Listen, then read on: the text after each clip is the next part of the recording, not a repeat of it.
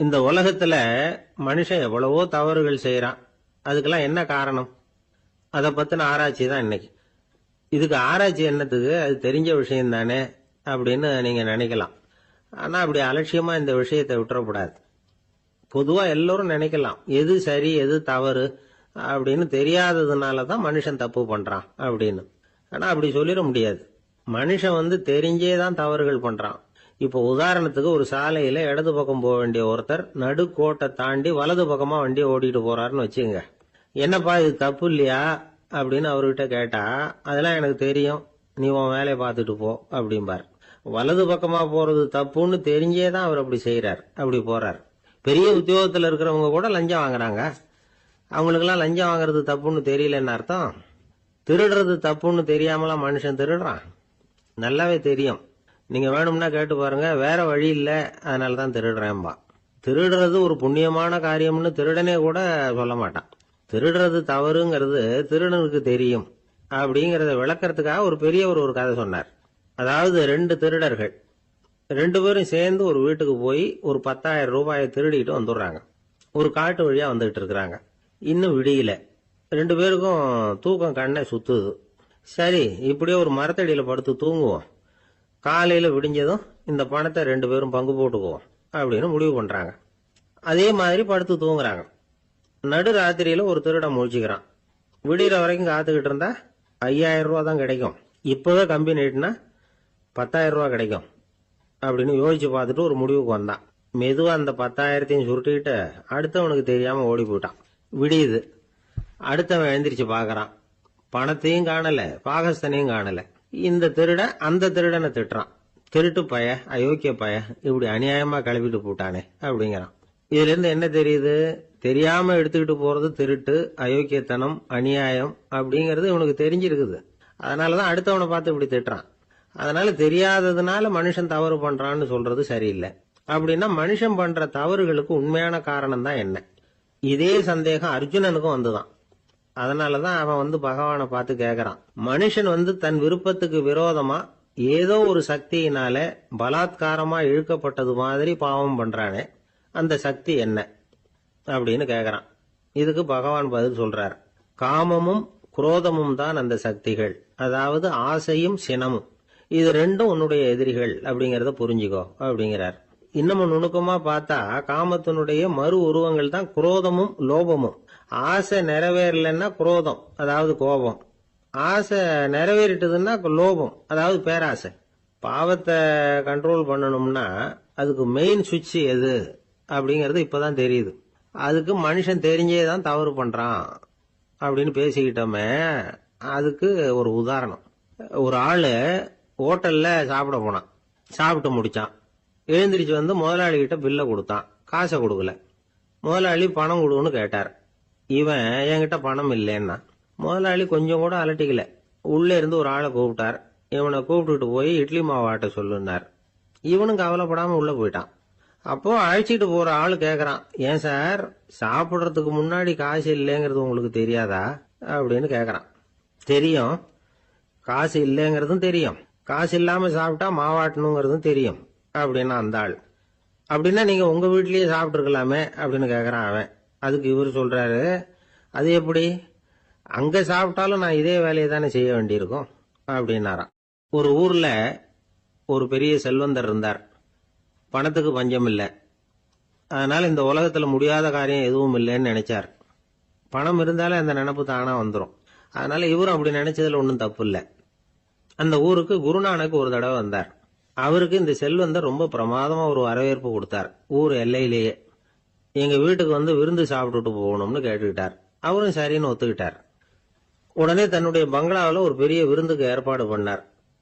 குருநானக் அழைச்சிட்டு வீட்டுக்கு போனார். உட்கார வச்சார். ஐயா, நான் இந்த ஊர்லயே ரொம்ப பெரிய வசதி உள்ளவன், என்னால எல்லாம் முடியும். உங்களுக்காக நான் என்ன செய்யணும்னு சொல்லுங்க, எதுவா இருந்தாலும் பரவாயில்ல, எவ்வளவு செலவானாலும் பரவாயில்ல, என்னால செய்ய முடியும்.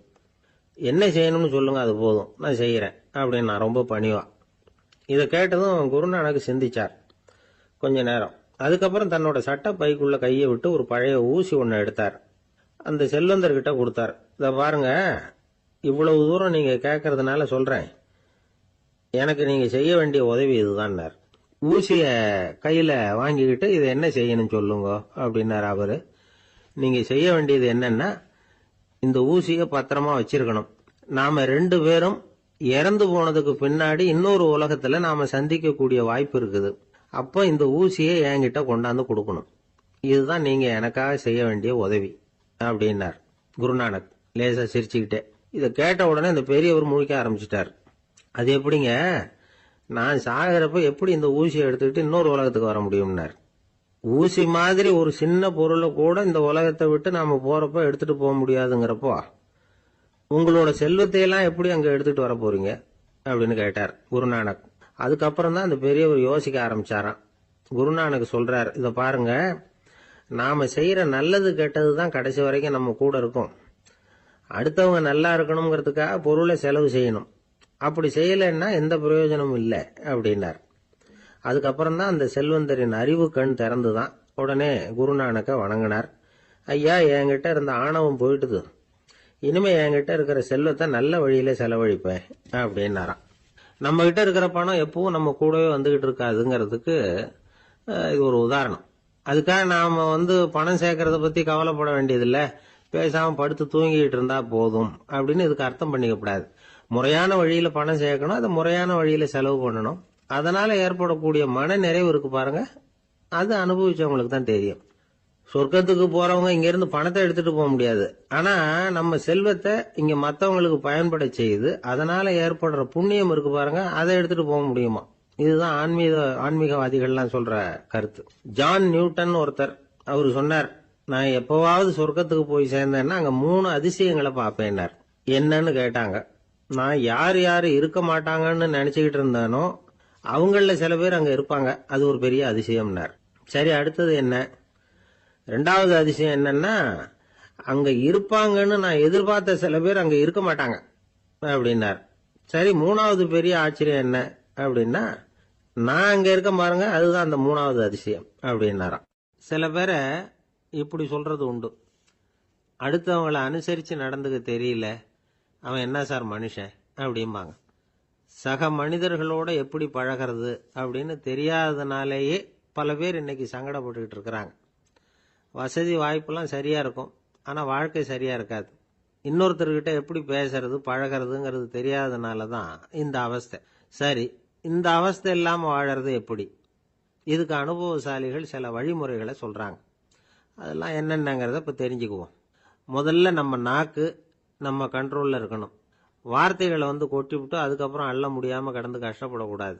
எப்படி பேசுறோங்கிறதும் முக்கியம், பேசுறப்ப எப்படி முகத்தை வச்சிருக்கிறோங்கிறதும் முக்கியம். அன்பா பேசினாலும் நல்லா இருக்கும். அப்படி பேசுறப்ப ஆதரவா அவர் தோள் மேல ஒரு கையை போட்டுக்கிட்டு பேசினா இன்னமும் நல்லா இருக்கும். 2வது விஷயம், இன்னொருத்தர்கிட்ட பேசுறப்ப வாக்குறுதிகளை அள்ளி வீசக்கூடாது. கொடுக்கற வாக்குறுதி குறைச்சலா இருக்கணும். அப்படி கொடுத்த வாக்குறுதியை கண்டிப்பா நிறைவேற்றணும். நாம ஒருத்தரை பாராட்டுறோம் அல்லது அவரை பத்தி அபிப்பிராயம் சொல்றோம்னா அது ஆக்கப்பூர்வமா இருக்கணும். நம்ம பாராட்டு அல்லது விமர்சனம் அடுத்தவருடைய முன்னேற்றத்துக்கு உதவுறது மாதிரி இருக்கணும். நாம சொல்றதை கேட்டுட்டு அவன் தலையில கையை வச்சுட்டு உட்காந்துடக்கூடாது. எப்பவும் உற்சாகமா இருக்கணும், முகம் மலர்ச்சியா இருக்கணும். மனுஷன் இருந்தா வருத்தம், கவலை, ஏமாற்றம் எல்லாம் இருக்கதான் செய்யும். அதெல்லாம் மனசுல இருக்கட்டும். அந்த வருத்தமும் கவலையும் ஏமாற்றமும் சேர்ந்துகிட்டு நம்ம முகத்துல இருக்கிற மலர்ச்சியை மூடி மறைக்கிறதுக்கு நாம இடம் கொடுத்துடக்கூடாது. எந்த விஷயத்தை பத்தி யாருகிட்ட பேசினாலும் வெளிப்படையா பேசணும், திறந்த மனசோட பேசணும். மூடி மறைச்சி முன்னு மூழ்கிட்டு இருக்கக்கூடாது. இன்னொருத்தர்கிட்ட பேசுறப்போ விவாதம் பண்ணுங்க, அது தப்பு இல்லை. ஆனா வாதாடிக்கிட்டு இருக்கக்கூடாது. அதாவது என்ன சொல்றாங்கன்னா, டிஸ்கஸ் பண்ணலாம், ஆர்கியூ பண்ணக்கூடாதான். நம்ம கிட்ட இருக்கிற நல்ல குணங்களை நாம எடுத்து சொல்லிட்டு இருக்கக்கூடாது. அந்த நல்ல குணங்களே நம்மளை பத்தி எடுத்து சொல்லணும், அது மாதிரி நடந்துக்கணும். அதே மாதிரி அடுத்தவங்க கிட்ட உள்ள கெட்ட குணங்களை பத்தி அவசியம் இல்லாம நாம பேச வேண்டியதில்லை. உங்களை பத்தி யாராவது தப்பா பேசுறாங்களா, அப்படி அவங்க பேசுறதுல உண்மை இல்லையா அப்படின்னா அதை நீங்க பொருட்படுத்த வேண்டியதில்லை, விட்டுடலாம். அது தானா போயிடும். ஒரு 4-5 பேரோட பேசிக்கிட்டு இருந்தீங்கன்னா எல்லாருக்கும் முக்கியத்துவம் கொடுங்க, யாரையும் அலட்சியப்படுத்தாதீங்க. தமாஷா பேசலாம், ஆனா உங்க தமாஷ் அடுத்தவங்களை கேலி பண்றதா இருக்கக்கூடாது. நமக்கு கிடைக்க வேண்டியது கிடைக்கலையே அப்படிங்கிற தவிப்பு நம்ம கிட்ட இருக்கக்கூடாது, அது தேவையில்லை.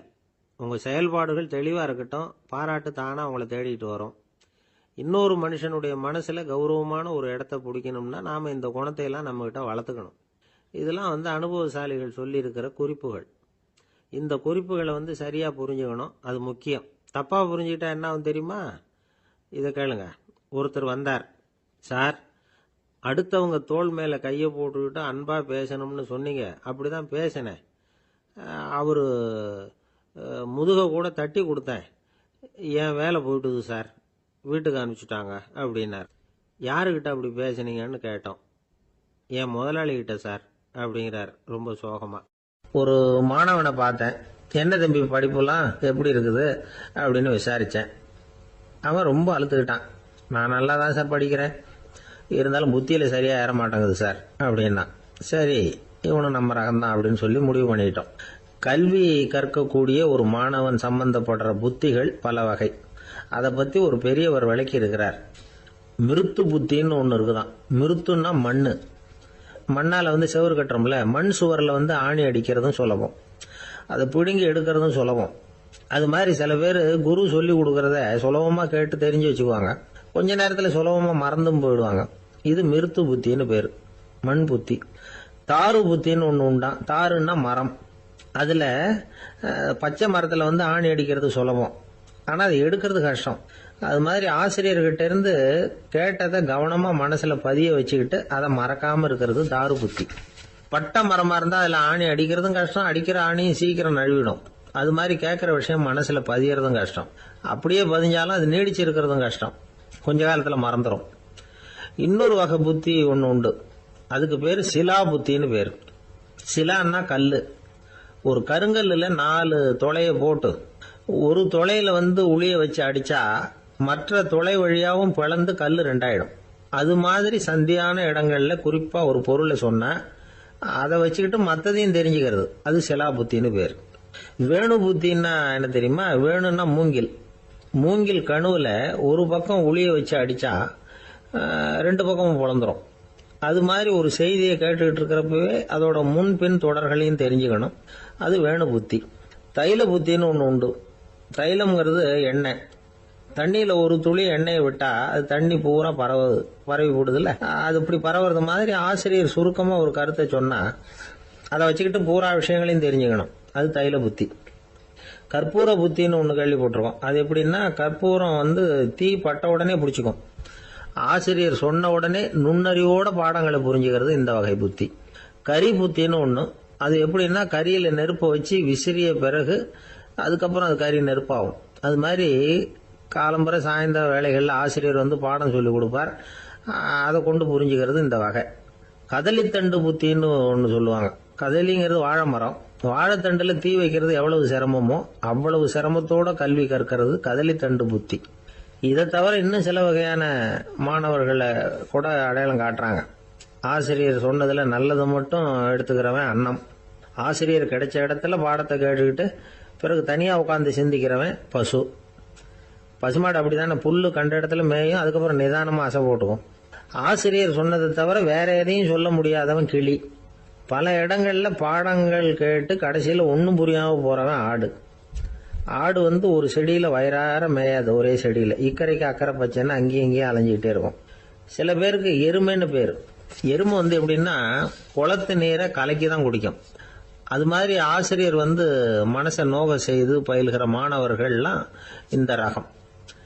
இவ்வளவுலாம் இருந்தாலும் இந்த காலத்து மாணவர்கள்லாம் ஒரு தனி ரகம். ஒரு ஆசிரியர் வகுப்புல பாடம் நடத்திக்கிட்டு இருந்தார். இலக்கண வகுப்பு.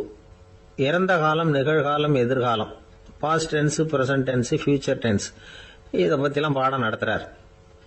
எல்லாம் சொல்லி கொடுத்துட்டு இப்ப நான் ஒரு வாக்கியம் சொல்லுவேன், அது என்ன காலம் அப்படிங்கறத நீங்க சொல்லணும்னார் ஆசிரியர். சரி, நாங்க மாணவர்கள்லாம், நான் நாளைக்கும் பாடம் நடத்த போகிறேன், இது என்ன காலம் அப்படின்னு கேட்டார் ஆசிரியர். அதாவது நான் நாளைக்கும் பாடம் நடத்த போகிறேன், இந்த வாக்கியம் என்ன காலம்னு கேட்டார். ஒரு பையன் மெதுவா எந்திரிச்சு சொன்னான், இது எங்க போதாத காலம் சார் அப்படின்னு சொல்லிவிட்டு உட்காந்துட்டானா. ஒரு மனுஷனை பார்த்து என்கிட்ட வாலாட்டாதே அப்படின்னு சொன்னா அவன் நம்ம கிட்ட ஏதோ வம்புக்கு வர்றான்னு அர்த்தம். ஒரு நாயை பார்த்து யாரும் என்கிட்ட வாலாட்டாதே அப்படின்னு சொல்றது இல்லை. ஏன்னா நாய் வாலாட்டுனா அது நம்ம கிட்ட தன்னுடைய நன்றியை தெரிவிக்கிறதாக நினைச்சுக்கிட்டு இருக்கிறோம். ஆனா அது அப்படி இல்லை அப்படின்னு சொல்றாங்க அது சம்பந்தமான நிபுணர்கள். ஒரு நாய் தன்னுடைய வாலை இந்த பக்கமும் அந்த பக்கமுமா இப்படியும் அப்படியும் ஆட்டிக்கிட்டு இருந்தா அது பதட்டத்துல கூட இருக்கலாம். நாய் நட்பா இருந்தாலும் வாலாட்டும், ஆத்திரத்துல இருந்தாலும் வாலாட்டும், கோபத்துல இருந்தாலும் வாலாட்டும், குழப்பத்துல இருந்தாலும் வாலாட்டும், மகிழ்ச்சியா இருந்தா கூட அது வாலாட்டும். அதை நாம தப்பா புரிஞ்சுக்கிட்டு அதுகிட்ட போய் மாட்டிக்க கூடாது. நாயை பத்தி எனக்கு நல்லா தெரியும் அப்படின்னு சொல்றவங்க கூட அதுகிட்ட கடி வாங்கிட்டு நிக்கிறது உண்டு. நிபுணர்கள் என்ன சொல்றாங்க தெரியுமா? எப்பவுமே நாய்கள் திடீர்னு கடிச்சு விடுறது இல்ல, கடிக்கிறதுக்கு முன்னாடி சில அறிகுறிகளை காட்டும். அதை சரியா புரிஞ்சுக்கிட்டோம்னா தப்பிச்சுக்கலாம். ஒரு வீட்டுக்கு போறீங்க, அங்க புதுசா ஒரு நாயை பாக்குறீங்க, உடனே அதுகிட்ட போய் குனிஞ்சு சிரிச்சுக்கிட்டே அது தலையில தட்டுறீங்க. இது ரொம்ப தப்பா. ஒரு நாய் இன்னொரு நாயை நேருக்கு நேர் பார்த்து பல்ல காட்டுனா அது தன்னுடைய தன்முனைப்பை காட்டுதுன்னு அர்த்தமா. உன்னை விட நான் பெரியவன் அப்படின்னு சொல்லுதுன்னு அர்த்தம். அதனால நீங்க அது மாதிரி கிட்ட போய் சிரிக்கிறோம் அப்படின்னு நினைச்சுக்கிட்டு பல்ல காட்டினா உங்களையும் எதிரியா நினைச்சிரும். இன்னொரு விஷயம் என்னன்னா, தலையில தட்டுனா நாய்க்கு பிடிக்காது. அது தன்னை அடக்கிறதாகவும் அச்சுறுத்துறதாகவும் நினைச்சுக்கிட்டு இருக்கும். சரி, அப்படின்னா புதுசா ஒரு இடத்துல அல்லது வீட்டுல நாய்க்குட்டியை பார்த்தா என்ன பண்றது? நீங்க சும்மா இருங்க, அதுவா கிட்ட வரட்டும். அதுக்கப்புறம் அதுகிட்ட கனிவா பேசுங்க. கண்ணம், மார்பு, தோல் இங்கெல்லாம் தட்டலாம், தப்பு இல்லையா? தலையில தான் தட்டப்படாதான். ஒரு நாய் உங்களை நோக்கி ஓடி வருது, நீங்களும் ஓடுனா அது துரத்த ஆரம்பிச்சிடும். அசையாம சில மாதிரி நின்றுடுங்க, அது கிட்ட வராது. அதுக்கு ஆர்வம் இல்லாம போயிடும். ஒரு தெருவில் சின்ன பிள்ளைங்க நிறைய பேர் விளையாடிக்கிட்டு இருக்கிறாங்க. அப்போ சில நாய்கள் அங்கே ஓடி வருது. எல்லாரும் ஓடினாங்க. அப்படி ஓடுறப்போ ஒரு பையன் கால் தடிக்க கீழே விழுந்துட்டான். என்னாச்சு தெரியுமா?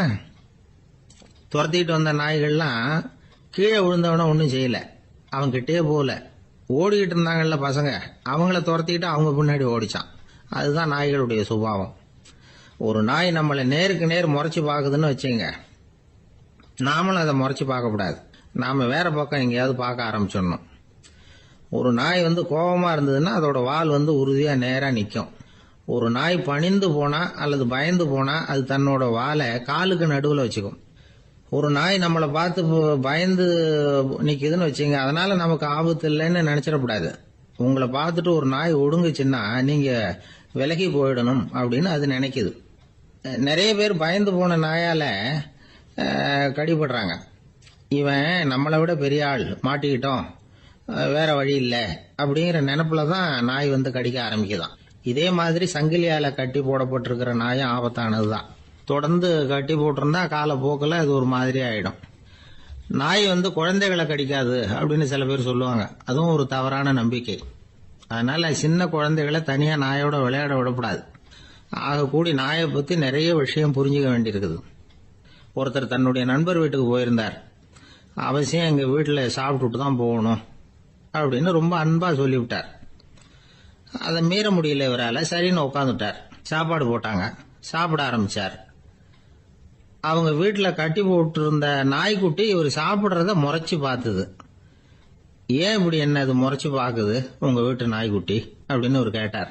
அப்போ அவங்க சொன்னாங்களாம், அதுகிட்ட ஒரு கெட்ட பழக்கம்ங்க, தன்னோட தட்டுல யாரு சாப்பிட்டாலும் அது அப்படிதான் முறைச்சு பார்க்கும் அப்படின்னாரா அவர்.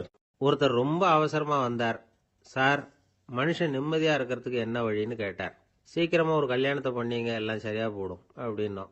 அவர் ஒரு மாதிரியா பார்த்தார். ஏற்கனவே எனக்கு கல்யாணம் ஆயிட்டுது சார், அதனால தானே நிம்மதியா இருக்கிறதுக்கு வழி கேட்கறேன் அப்படின்னார். சரி, இவர் ஒரு மாதிரியான கேஸ் அப்படின்னு நினைச்சுக்கிட்டு நம்மகிட்ட இருந்த ஒரு சின்ன புத்தகத்தை அவர்கிட்ட தூக்கி கொடுத்தோம். இதை படிச்சு பாருங்கன்னு.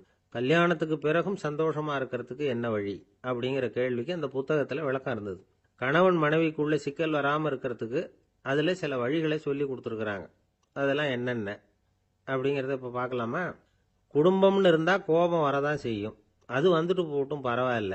ஆனா அந்த கோபம் ஒரே நேரத்துல ரெண்டு பேருக்கும் வந்துடாம பாத்துக்கணும். ஒரு சமயத்துல யாராவது ஒருத்தர் தான் கோபப்படணும், அடுத்தவங்க அமைதியா இருக்கணும். அதுக்கப்புறம் இவர் அமைதியான உடனே அவங்க ஆரம்பிச்சுக்கலாம். கோபமா ஏதாவது சொன்னா உடனே கோபமா பதில் சொல்லக்கூடாது. கொஞ்சம் பொறுத்து கோபம் தீர்ந்த உடனே அந்த பதில சொல்லலாம். அப்போ பதில் கோபமா இருந்தா கூட அது அவளுக்கு பெருசா தெரியாது. அற்ப விஷயத்துக்கெல்லாம் காய்ச்சி மூச்சுன்னு கத்திட்டு இருக்க கூடாது. உங்க ரெண்டு பேருக்குள்ள ஒரு தர்க்கம் ஆரம்பம் ஆயிட்டுதுன்னு வச்சுக்கோங்க. கடுமையா ரெண்டு பேரும் விவாதம் பண்றீங்க. உங்கள ஒருத்தர் இதுல ஜெயிக்கணும்னா அது நீங்களா இருக்க வேணாம், அடுத்தவங்க ஜெயிக்கிறதுக்கு நீங்க துணையா இருங்களேன். அப்படின்னா நீங்க கொஞ்சம் விட்டு கொடுக்கணும், அவ்வளவுதான். ஏதாவது குத்தம் சொல்லணுமா, செஞ்ச தப்பை சுட்டி காட்டணுமா, விமர்சனம் பண்ணணுமா, பண்ணுங்க, வேணான்னு சொல்லல. ஆனா சொன்னதை அப்படி சொல்றத கொஞ்சம் அன்பா இதமா சொல்லுங்க. எப்போ நடந்த தவறுகளை எல்லாம் இப்போ போய் மறுபடியும் ஞாபகப்படுத்திட்டு இருக்க வேண்டாம். நான் அப்பவே சொன்னேன் இந்த புடவை வேணாம்னு, நீங்க தான் கேட்கல, இப்போ பாருங்க கிழிஞ்சு போச்சு இப்படின்னு கத்துனாங்க ஒரு அம்மா. எப்போ சொன்னீங்கன்னு கேட்டால் ஒரு 10 வருஷத்துக்கு முன்னாடி தீபாவளி சமயத்தில் அப்படிங்கிறாங்க. அது என்ன இன்னும் அப்படியே புதுசாகவே இருக்கும்? உங்களுக்கு அவர் தான் பெருசு, அவருக்கு நீங்கள் தான் பெருசு. அதை விட இந்த உலகத்தில் வேற எதுவும் முக்கியம் இல்லைன்னு நினைக்கணும். நீ தான் என்னுடைய உலகம்னு எத்தனை தடவை சொல்லியிருப்பீங்க? அதெல்லாம் வெறும் வசனமாக போயிடக்கூடாது. ஏதாவது ஒரு பிரச்சனையை பற்றி கடுமையாக விவாதம் பண்ணிகிட்டு இருக்கீங்க, அதை அப்படியே பாதியில் விட்டுட்டு படுக்கைக்கு போயிடக்கூடாது. சொச்சத்தை நாளைக்கு பேசிக்கலாம்னு. அப்படி போனால் தூக்கம் வராது. பிரச்சனையை ஒரு முடிவு பண்ணிக்கிட்டு அதுக்கப்புறமா தூங்க போகணும். ஒரு நாளில் ஒரு தடவையாவது உங்கள் ஜோடியை பாராட்டி நல்ல விதமாக கனிவாக ஒரு வார்த்தை சொல்லணும் அப்படின்னு தீர்மானம் பண்ணீங்க. ஏதாவது தப்பு பண்ணிவிட்டீங்கன்னா பரவாயில்ல, அதை ஒத்துக்கிறதுக்கும் மன்னிப்பு கேட்கறதுக்கும் தயாராக இருக்கணும். அது ஒன்றும் கேவலம் கிடையாது. வீட்டுக்குள்ளே தானே கேட்க போகிறீங்க, வெளியில் யாருக்கு தெரிய போகுதோ? எப்படியோ உங்களுக்குள்ள ஒரு சமரசம் ஆனால் சரிதான். ஒரு தகராறுன்னு எடுத்துக்கிட்டா குறைஞ்சபட்சம் அதுக்கு 2 பேர் தேவை. தனியாகவே உட்காந்துக்கிட்டு நான் இப்போ தகராறு பண்ணிகிட்டு இருக்கிறேன் அப்படின்னு யாரும் சொல்ல முடியாது. 2 பேர் தகராறு பண்ணுறாங்கன்னா பொதுவாக அந்த 2 பேரில் யார் அதிகமாக பேசுகிறாங்களோ அவங்க பேரில் தான் தப்பு இருக்கும். அதை மனசில் வச்சுக்கணும். இதெல்லாம் தான் அந்த புத்தகத்தில் போட்டிருக்கிற வழிமுறைகள். இவ்வளவும் சரியாக வரலைன்னா அப்புறமா சொல்லுங்கள், வேற புத்தகம் ஏதாவது இருக்கான்னு தேடுவோம். ஒரு கணவன் தன்னுடைய மனைவியை அழைச்சிட்டு ஒரு மனோதத்துவ டாக்டர்கிட்ட வந்தாராம். டாக்டர், எங்களுக்கு கல்யாணம் ஆகி 30 வருஷ காலமாக நாங்கள் ஒரு விஷயத்தில் கூட ஒத்து போனதில்லை அப்படின்னு ஆரம்பித்தார். உடனே அந்த அம்மா குறுக்கிட்டு, அது 30 வருஷம் இல்லை 32 வருஷம் அப்படின்னாங்களாம். ஒரு ஊர்ல ஒரு ராஜா இருந்தார். அவரு ஒரு நாள் காலையில அரண்மனையில மேல் மாடத்துல நின்றுகிட்டு இருந்தார். அப்போ ஒரு ஆள் வீதியில ரொம்ப வேகமா ஓடிக்கிட்டு இருக்கான். அதை ராஜா கவனிச்சார். அவன் மனசுல ஏதோ ஒரு தவிப்பு இருக்குங்கிறத புரிஞ்சுக்கிட்டார். உடனே அரண்மனை சேவகர்களை கூப்பிட்டார். அந்த ஆளை இங்க அழைச்சிட்டு வாங்க அப்படின்னார். இவங்க ஓடி போய் அந்த ஆளை அழைச்சிட்டு வந்தாங்க. மன்னர் முன்னாடி நிறுத்தினாங்க. மன்னர் அவனை நிமிர்ந்து பார்த்தார். எதுக்காக இவ்வளவு வேகமா ஓடிக்கிட்டு இருக்கிற அப்படின்னு கேட்டார். இதுக்கு அவன் சொன்னா, மன்னா, நம்ம கோட்டையின் வடக்கு வாசல் இருக்கு இல்லையா, அது ஓரமா ஒரு பெரிய பாறாங்கல் கிடக்கு. அதுக்கு அடியில நான் ஒரே ஒரு வெள்ளி நாணயத்தை புதைச்சி வச்சிருக்கேன். அது இப்போ எனக்கு தேவைப்படுது. என்னுடைய மனைவிக்கு ஒரு பரிசு வாங்கி கொடுக்க வேண்டியிருக்கு. அதுக்காக தான் அவசரமா ஓடிக்கிட்டு இருக்கிறேன் அப்படின்னா. மன்னர் யோசனை பண்ணார். அப்புறம் சொன்னார், அதுக்காகவா இப்படி ஓடுற? பரவாயில்ல, அதை பத்தி கவலைப்படாத. நான் உனக்கு 10 வெள்ளி காசுகள் தர்றேன், வாங்கிட்டு திரும்பி போ அப்படின்னார். இவன் தலையை சொரிஞ்சான். மன்னா, நீங்க கொடுக்கறத ரொம்பவும் மகிழ்ச்சியோட வாங்கிக்கிறேன். இருந்தாலும் அதுக்கப்புறம் அந்த வடக்கு வாசலுக்கு போய் அங்க இருக்கிற ஒரு நாணயத்தையும் எடுத்துக்கிட்டு போயிடுறேனே அப்படின்னானா. இத பாருப்பா, அந்த ஒரு நாணயத்தை மறந்துரு, உனக்கு 100 வெள்ளி நாணயங்கள் தரேன் இருக்கார். மன்னா, ரொம்ப மகிழ்ச்சி. உங்க மாதிரி தாராள குணம் வேற யாருக்கும் வராது. நீங்க கொடுக்கற 100 நாணயங்களையும் வாங்கிக்கிறேன். இருந்தாலும் வடக்கு வாசலுக்கு போய் அதையும் எடுத்துக்கிட்டா 101 ஆயிடுமே அப்படின்னானா. இத பாருப்பா, அந்த ஒரு நாணயத்தை மறந்துரு, அது எக்கேடாவது கெட்டு போகட்டும். நான் உனக்கு 100 பொற்காசுகள் தரேன், அதையாவது வாங்கிட்டு வந்த வழியிலேயே திரும்பி போடுன்னாராம். தங்க நாணயங்களே தரேன்னு சொல்றீங்க, தாராளமா வாங்கிக்கிறேன். இருந்தாலும் வடக்கு வாசலுக்கு போய் அப்படின்னு மறுபடியும் ஆரம்பிச்சான். அரசர் பொறுமை இழந்துட்டார். கடைசியா ஒரு முடிவுக்கு வந்துட்டார். இத பாருப்பா, உனக்கு என்னுடைய ராஜ்யத்திலேயே பாதியை கொடுத்துடுறேன், அப்படியாவது திருப்தியா திரும்பி போ அப்படின்னாராம். மன்னா, உங்களுடைய பெருந்தன்மைக்கு ஈடு இணையே கிடையாது. தேசத்திலேயே பாதி பிரிச்சு கொடுக்குறேன்னு சொல்றீங்க, அதனால உங்ககிட்ட ஒரு சின்ன வேண்டுகோள் அப்படின்னானா. சொல்லுன்னாராம் மன்னர் ஆர்வமா. இவன் மெதுவா ஆரம்பிச்சான். அப்படி இந்த ராஜ்யத்தை 2ஆ பிரிக்கிறப்போ அந்த வடக்கு வாசல் இருக்கிற பக்கத்தை என்கிட்டயே கொடுத்துருங்க அப்படின்னு. மன்னர் அசந்து போயிட்டார். இந்த கதை எதுக்காகன்னு கேட்டா, மனம்ங்கிறது ஒரு குரங்குங்கிறத புரிஞ்சுக்கிறதுக்காகத்தான். உன்னை புடிச்சுக்கிட்டா லேசில விடாது. அப்படிப்பட்ட மனச அறிவு தான் வழி நடத்தணும். அதுலதான் வாழ்க்கையின் வெற்றி அடங்கி இருக்குது. ஒரு சின்ன பையன் தெருவில் அழுதுகிட்டு இருந்தான். ஏன்பா அழுவுறேன்னு ஒரு பெரியவர் கேட்டார். 1 ரூபா காசை இங்க தொலைச்சுட்டேன் அப்படின்னா. சரி, அதுக்காக அழாத, அதுக்கு பதிலா 10 ரூபா தரேன், இந்தா வச்சுக்கோன்னு கொடுத்தாரு. அந்த 10 ரூபாய வாங்கி சட்டப்பையில போட்டுக்கிட்டு அதை விட அதிகமா சத்தம் போட்டு அழ ஆரம்பிச்சுட்டான். மறுபடியும் ஏண்டா அழறேன்னு கேட்டார் பெரியவர். அந்த ஒரு ரூபாயும் கிடைச்சிட்டுதுன்னா இப்ப என்கிட்ட 11 ரூபா இருக்குமே, இப்ப 10 ரூபா தானே இருக்கு அப்படின்னு சொல்லிவிட்டு அழறான். ஒரு ஊர்ல 4 நண்பர்கள் இருந்தாங்க. 4 பேரும் சோம்பேறிகள். 4 பேருக்கும் எந்த வேலையும் செய்யறதுக்கு உடம்பு வளையறதில்ல. இருந்தாலும் சோம்பேறித்தனத்துல ஒருத்தருக்கு ஒருத்தர் கொஞ்சம் வித்தியாசம் உண்டு. அதுக்கு தகுந்த மாதிரி அவங்களுக்கு பேர் அமைஞ்சு போச்சு. ஒருத்தன் கால் சோம்பேறி, இன்னொருத்தன் அரை சோம்பேறி, அடுத்தவன் முக்கால் சோம்பேறி, கடைசி ஆளு முழு சோம்பேறி. இவங்க 4 பேரும் நண்பர்கள். அப்புறம் எப்படி காரியம் நடக்கும்? 4 பேரும் ஒரு வீதியில அப்படியே நடந்து போய்கிட்டு இருக்கிறாங்க. நல்ல பசி. எங்கேயாவது சோறு போடுவாங்களா அப்படின்னு பார்த்துக்கிட்டே வந்தாங்க. அவங்க வந்த வழியில ஒரு 1 ரூபாய் காசு கிடந்தது தரையில. அவங்க கண்ணுல அது பட்டுது. ஆனாலும் அது குனிஞ்சு எடுக்கணுமே, அதுக்கு சோம்பேறித்தனம். முழு சோம்பேறி பார்த்தான். பக்கத்துல வந்துகிட்டு இருந்த முக்கால் சோம்பேறி கிட்ட சொன்னானா, டேய் அதை கொஞ்சம் குனிஞ்சு எடுறா அப்படின்னானா. அவன் என்ன பண்ணான் தெரியுமா? அதுக்கு அடுத்தபடியா வந்த அரை சோம்பேறி கிட்ட சொன்னானா, டேய் நீ அதை கொஞ்சம் குனிஞ்சு எடுறா அப்படின்னானா. அவன் இவனை விட மோசம். அடுத்தவங்க கிட்ட சொல்லியிருக்கிறான். அவனும் குனியறதுக்கு தயாரா இல்ல. ஆக கூடி கடைசியில யாருமே காசை எடுக்கல. என்னத்துக்கு அனாவசியமா உடம்ப வளைச்சுக்கணும் அப்படின்னு எல்லாரும் பேசாம வந்துட்டாங்க. அவங்க பாட்டுக்கு நடந்து வந்துகிட்டே இருக்கிறாங்க. எதிரில் ஒருத்தன் வாழைப்பழத்தை வண்டியில வச்சு தள்ளிட்டே வந்தான். ரூபாய்க்கு 4 பழம்னு கூவி வித்துக்கிட்டே வர்றான். இப்ப அந்த முழு சோம்பேறி சொன்னானா, டேய் வழியில கிடந்தத 1 ரூபா, அதையாவது எடுத்துக்கிட்டு வந்திருந்தா இப்ப இந்த பழத்தை வாங்கி ஆளுக்கு ஒண்ணு சாப்பிடலாமே அப்படின்னானா. ஆமா சாப்பிட்டுருக்கலாமே அப்படின்னாங்களாம் மற்றவங்களும். ஆனாலும் திரும்பி போய் அதை எடுக்கணும்னு யாருக்கும் தோணல. பேசாம சோர்ந்து போய் நடந்து வந்தாங்களாம். இருட்டி போச்சு. வழியில ஒரு கோவில். சரி இங்கேயே படுத்து தூங்குவோம் அப்படின்னா ஒருத்தன். அதுதான் சரின்னாங்க மற்றவங்களும். அப்படியே மண்டபத்துல படுத்துட்டாங்க. கோவில் அர்ச்சகர் வேலையெல்லாம் முடிச்சு விட்டு வெளியில வந்திருக்காரு. இவங்கள பார்த்தாராம். ஏன் இப்படி சோர்ந்து போய் கிடக்குறீங்க அப்படின்னு விசாரிச்சிருக்காரு. 2 நாளாச்சுங்க நாங்க சாப்பிட்டு அப்படின்னாங்களாம். அவரு உடனே ஐயோ பாவம் அப்படின்னு சொல்லி பானை, விறகு, அரிசி, தண்ணி எல்லாம் கொடுத்து நீங்களே சமையல் பண்ணி சாப்பிட்டுக்கோங்க அப்படின்னு சொல்லிவிட்டு போயிட்டார். இந்த 4 பேருக்கும் சமையல் பண்ணி சாப்பிடணும்னு ஆசையா தான் இருந்தது. ஆனா அடுப்பு பத்த வைக்கணுமே, அதுக்கு தீப்பெட்டி வேணுமே. தீப்பெட்டி இல்ல. இப்ப முழு சோம்பேறி ஆரம்பிச்சான். அடுத்தவனை பார்த்து, டேய் கடைக்கு போய் ஒரு தீப்பெட்டி வாங்கிட்டு வாங்க அப்படின்னு நானா. அவன் வழக்கம் போல அடுத்தவங்க கிட்ட சொல்லியிருக்கான். அவன் அதுக்கு அடுத்தவங்க கிட்ட சொல்லியிருக்கிறான். கடைசியா கால் சோம்பேறி கிட்ட வந்து சேர்ந்தது. அவனும் அது நம்மால முடியாது அப்படின்னு பேசாம இருந்துட்டான். இப்ப தீப்பெட்டி வேணுமே, அதுக்கு என்ன பண்றது? அவங்களுக்குள்ள பேசி ஒரு முடிவுக்கு வந்தாங்களாம். அதாவது யாரு முதல்ல வாயை திறந்து பேசுறாங்களோ அவங்கதான் தீப்பெட்டி வாங்கறதுக்கு போகணும் அப்படின்னு. அவ்வளவுதான். உடனே 4 பேரும் வாயை கெட்டியா மூடிக்கிட்டு படுத்துக்கிட்டாங்க. அவங்க சமையல் பண்ணி சாப்பிட்டாங்களா என்ன அப்படிங்கறது அர்ச்சகருக்கு தெரியல. சரி பார்த்துட்டு வரலாமேன்னு வந்தார். வந்து பாக்குறாரு, இவங்க 4 பேரும் அசையாம படுத்து கிடக்குறாங்க. அர்ச்சகர் பயந்துட்டார். ஒருவேளை பசி தாங்காம செத்து போட்டாங்களோ அப்படிங்கிற பயம், அல்லது நாம கொடுத்த உணவுப் பொருள்ல ஏதாவது விஷம் கலந்துருக்குமோ அப்படின்னு பயந்தார். அப்படின்னா நம்ம மேல பழி வந்துருமே அப்படின்னு நினைச்சு நடுங்க ஆரம்பிச்சுட்டார். அப்புறம் அவரும் ஒரு முடிவுக்கு வந்தாராம். கோவிலுக்கு பக்கத்திலேயே ஒரு பெரிய குழி இருந்தது. அதுல ஒவ்வொருத்தரையா இழுத்துக்கிட்டு போய் போட்டார். கொஞ்சம் மண்ணை தள்ளினார். காலால மிதிச்சார். அவர் மிதிச்ச மிதி ஒருத்தன் அடி வயத்துல போட்டுவிட்டது. அவன் உடனே வலி தாங்காம ஐயோ அம்மான்னு அலறினான். உடனே நடந்தது என்ன தெரியுமா? மத்த 3 பேரும் துள்ளி எழுந்திருச்சாங்களாம். அவனை பார்த்து நீ தாண்டா தீப்பெட்டி வாங்க போகணும், நீ தாண்டா வாங்க போகணும், நீ தான் சத்தம் போட்ட அப்படின்னு சொல்லி ஆரம்பிச்சுட்டாங்களாம். அர்ச்சகர் பார்த்தார். இது பேய் மாதிரி தெரியுதுன்னு நினைச்சுக்கிட்டு ஒரே ஓட்டமா ஓடி போட்டாராம். கிராமப்புறங்கள்ல இப்படி ஒரு கதையை சொல்றது உண்டு. சோம்பல்ங்கிறது நம்ம முன்னேற்றத்துக்கு பெரிய தடை அப்படிங்கறத நாம புரிஞ்சுக்கணும். அதுதான் இந்த கதை சொல்ற நீதி. ஒரு பள்ளிக்கூடத்துல ஒரு புதுமையான போட்டி நடந்துதான். அதாவது சோம்பேறித்தனத்துக்கு பரிசு. அதுல 2வது பரிசு யாருக்குன்னு அறிவிச்சாங்க.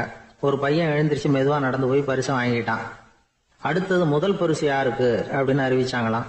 அவன் கடைசி வரிசையில இருந்து கத்தனானா, ஐயா அதையும் அந்த பையன் மூலமாவே கொடுத்து அனுப்பி வச்சிருங்க, இங்க வந்தது நான் வாங்கிக்கிறேன் அப்படின்னா. ஒரு ஊர்ல ஒரு ஆள் இருந்தான். நிறைய பணம் சேர்த்தான். அவனுக்கு சம்பாதிக்க தெரியுமே தவிர செலவு பண்ண தெரியாது. மகா கஞ்சன். காசை கையில எடுக்கவே மாட்டான். எடுத்தா செலவு செய்ய வேண்டியிருக்குமே. அதனால இப்படியே அவன் காலத்தை ஓட்டி விட்டான். வயசாயிட்டுது. அவனுடைய மனைவி ஒரு நாள் கேட்டாங்க, இவ்வளவு நாளா நீங்க என்ன எங்கேயுமே அழைச்சிட்டு போனதில்ல, இப்போவாவது அழைச்சிட்டு போகக்கூடாதா அப்படின்னாங்க. எங்க போகணும் சொல்லுன்னா. காசிக்கு போகணும், கங்கையில குளிக்கணும்னாங்க. இவன் பார்த்தான், இதுக்கு ஏன் அவ்வளவு தூரம் செலவு பண்ணிட்டு போகணும், நம்ம ஊர் ஆத்துலயே குளிக்கலாமே, இதுவும் புண்ணிய நதி தான், இங்க குளிச்சா அங்க குளிச்ச பலன் கிடைச்சிரும் அப்படின்னா. சரின்னு 2 பேரும் ஆத்தங்கரைக்கு போனாங்க. அன்னைக்கு ஏதோ விசேஷம், நிறைய கூட்டம், நிறைய பேர் குளிச்சுக்கிட்டு இருக்கிறாங்க. கரையில சில புரோகிதர்கள் நின்றுகிட்டு இருக்கிறாங்க. குளிக்கிறதுக்கு முந்தி அவங்க கிட்ட உட்காந்தா ஏதோ மந்திரம்லாம் சொல்லுவாங்க, கொஞ்சம் காசு கொடுக்க வேண்டியிருக்கும். அதனால இவன் என்ன பண்ணா, ஆத்தங்கரையிலேயே கொஞ்சம் தூரம் போனான். ஊரை விட்டு தள்ளி வந்துட்டான், அங்க யாருமே இல்லை. அப்பாடான்னு சந்தோஷப்பட்டான், குளிக்கலாம்னு புறப்பட்டான். இந்த நேரம் கடவுள் பார்த்தார், இந்த கஞ்சனுக்கு ஏதாவது புத்தி போகட்டணும் அப்படின்னு நினைச்சார். உடனே ஒரு புரோகிதர் மாதிரி உருவத்தை மாத்திக்கிட்டு அந்த ஆள் முன்னாடி வந்து நின்னார். அவனுக்கு அதிர்ச்சி, இங்க யாருமே இருக்க மாட்டாங்கன்னு நினைச்சா இங்கேயுமே ஒரு ஆள் வந்துட்டாரு, என்ன பண்றதுன்னு யோசனை பண்ணான்.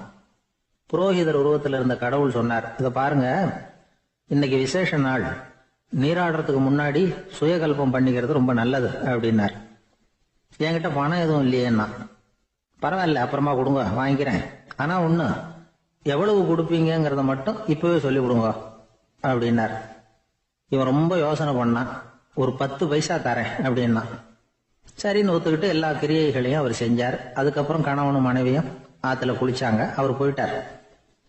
கொஞ்ச நாள் கழிச்சு அவன் வீட்டுக்கு வந்தார், கடனை வசூல் பண்றதுக்கு. வாசல்ல நின்றுகிட்டு இருந்த அவன் மனைவி இவரை பார்த்ததும் தயங்க ஆரம்பிச்சாங்க. அந்த அம்மா கிட்ட விஷயத்த சொன்னார். அந்த அம்மா ஓடி போய் உள்ள இருக்கிற தன்னுடைய கணவர்கிட்ட சொன்னாங்க. அவன் யோசனை பண்ணான், இப்ப வெளியில போனா அவனுக்கு 10 காசு கொடுக்க வேண்டியிருக்கும், அதனால எனக்கு காய்ச்சல்னு அந்த ஆளுகிட்ட சொல்லிவிடு, இன்னொரு சந்தர்ப்பத்துல என்ன வந்து பார்க்க சொல்லு அப்படின்னா. அந்த அம்மா போய் சொன்னாங்க. அப்படிங்களா, அப்படின்னா அவரை நான் உடனே போய் பார்க்கணுமே அப்படின்னு உள்ள நுழைய ஆரம்பிச்சார். அவங்க மறுபடியும் இருங்க வரேன்னு சொல்லிவிட்டு உள்ள ஓடி விஷயத்த சொன்னாங்க. இது எதுடா வம்பா போச்சு அப்படின்னு பார்த்தான். மனைவியை கிட்டத்துல கூப்பிட்டான், இதோ பாரு, ஜன்னி கண்டு நான் இறந்து போயிட்டதா சொல்லிவிடு அப்படின்னா சொன்னாங்க. புரோகிதர் பார்த்தார். அப்படின்னா ஒரு வழியா இருந்து அவருடைய இறுதி சடங்குகளையும் நானே முடிச்சுட்டு போயிடுறேன் அப்படின்னார்.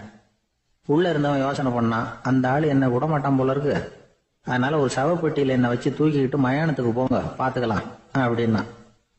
புரோகிதரை விடுற மாதிரி இல்ல, கூடவே நடந்து போயிட்டு இருக்கிறார். அங்க இறக்கி சடங்குகளை முடிச்சுட்டு தீ வைக்கிற நேரம் பொட்டிக்குள்ள இருந்த நம்ம ஆளு அலறி அடிச்சுட்டு வெளியில ஓடி வந்தான். புரோகிதர் உருவத்தில் இருந்த கடவுள் சிரிச்சார், தன்னுடைய சுய உருவத்தை காட்டினார். அதுக்கப்புறம் அவனை கூப்பிட்டு, இத பாருப்பா, ஏன் இப்படி அல்லாடுற, ஏதாவது வரம் வேணும்னா கேள் தரேன் அப்படின்னார். அவன் யோசனை பண்ணான், பகவானே, ஒரே ஒரு வரம் தான் உங்ககிட்ட கேட்கணும்னா. என்ன வேணும் கேளுன்னார். அந்த 10 பைசா தட்சணையை தள்ளுபடி பண்ணா போதும் அப்படின்னா. கடவுளும் சரின்னு சொல்லிட்டு போயிட்டார். இப்படி ஒரு கதையை சுவாமி சிவானந்தர் சொல்லியிருக்கிறார். செல்வந்தர்கள் பல பேர் இப்படித்தான் இருக்கிறாங்க, தாங்களும் அனுபவிக்க மாட்டாங்க, அடுத்தவங்களுக்கும் கொடுக்க மாட்டாங்க. இது மாதிரியான கஞ்சர்களுக்கு இந்த உலகம் இல்லை, அந்த உலகம் இல்லைங்கிறார் அவர். இந்த கதையில கடவுள் கடன் வசூலுக்கு வந்தது மாதிரி நம்ம ஊர் ஆள் ஒருத்தன் இன்னொருத்தர்கிட்ட 10 பைசா கடன் கொடுத்துட்டான். திருப்பி வாங்கறதுக்கு நடையா நடக்கிறான். கடைசியா கேட்டான், நீ எப்பதான் கடனை திருப்பி தரப்போற, அதை முடிவா சொல்லுன்னா. வர்ற வியாழக்கிழமை கண்டிப்பா கொடுத்துருவேன் அப்படின்னானா அவன். அன்னைக்கு நான் ஊர்ல இருக்க மாட்டேனே அப்படின்னானா இவன். அதனால என்ன, நானும் தான் அன்னைக்கு ஊர்ல இருக்க மாட்டேன் அப்படின்னா. இன்பம் துன்பம் இது ரெண்டும் சேர்ந்ததுதான் வாழ்க்கை. இது எல்லாரும் சொல்லிட்டு இருக்கிற ஒரு உண்மை. அது சரி, இது ரெண்டும் வர்றதுக்கு என்ன காரணம்? துறவி ஒருத்தர் யோசிச்சு பார்த்திருக்காரு. இன்ப துன்பம் தோன்றுவதற்கு முக்கியமா 6 காரணங்கள் உண்டு அப்படிங்கிறார் அவர். அது என்னங்கிறத நாமளும் தெரிஞ்சு வச்சுக்குவோமே. இப்ப முதல் காரணம் சுயநலம். ஒரு தாயார் தன்னுடைய சுயநலம் கருதி தன்னுடைய மகன் இன்பமா இருக்கணும்னு ஆசைப்படுறாங்க. மகனும் அப்படியே ஆசைப்படுறான். அதனால தாயாரின் இன்ப துன்பங்களை பார்த்துட்டு மகனும் இன்ப துன்பம் அடையறான். அந்த அம்மாவுக்கும் அதே நிலைமை தான். 2வது காரணம் உறவு. நான் துறவியான பிறகு கூட உறவுங்கிற காரணத்தினாலதான் தாயாருடைய சுக துக்கங்களை கண்டு நானும் சுக துக்கம் அடைகிறேன். என் தாயாருடைய நிலைமையும் இதுதான் அப்படிங்கிறார் ஒரு துறவி. 3வது காரணம் என்னன்னா அறிமுகம். எனக்கு அறிமுகமான ஒருத்தரை ரயில் நிலையத்துல சந்திக்கிறேன். அவர் தன்னுடைய பணப்பையை எங்கேயோ தொலைச்சு விட்டு வருத்தப்பட்டு இருக்கிறார். நானும் வருத்தப்படுறேன்.